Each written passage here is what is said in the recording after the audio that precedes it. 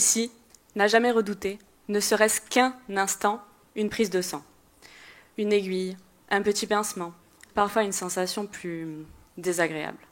Maintenant, imaginez devoir revivre cette expérience non pas une fois, de temps en temps, mais chaque semaine, toute votre vie, à cause d'une maladie. Eh bien, c'est le quotidien de nombreuses personnes. En France, près de 2 millions de personnes sont touchées par les maladies neuropsychiatriques, telles que l'épilepsie, les troubles bipolaires, la schizophrénie ou encore les épisodes dépressifs.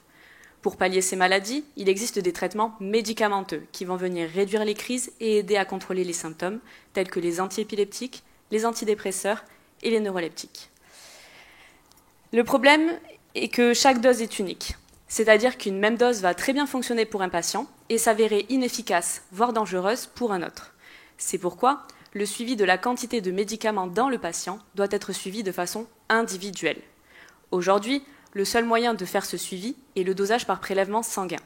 Cette méthode est certes connue et efficace, mais elle présente des inconvénients.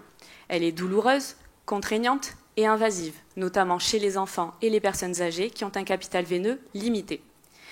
Et si je vous disais qu'il existe un fluide biologique, autre que le sang, mais tout aussi efficace, facilement accessible, produit en continu par le corps humain et dont le prélèvement serait indolore?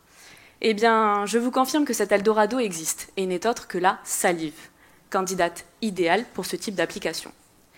Malheureusement, les médicaments sont présents en très faible quantité dans la salive, ce qui les rend difficilement détectables et quantifiables. La chimie analytique est la solution à notre problème. Cette discipline, peu connue du grand public, permet, entre autres de nombreuses choses, de détecter des substances infimes avec une précision étonnante.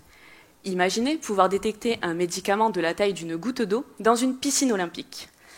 Eh bien, c'est ce que mon projet de thèse va tenter de mettre en place.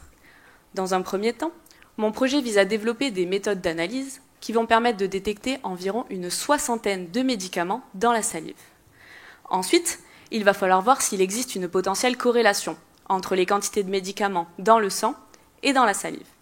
Pour cela, une étude va être mise en place où chaque patient aura un prélèvement sanguin et un prélèvement salivaire, tous deux réalisés au même moment, afin de voir s'il est possible de mettre en évidence une potentielle corrélation entre les deux matrices.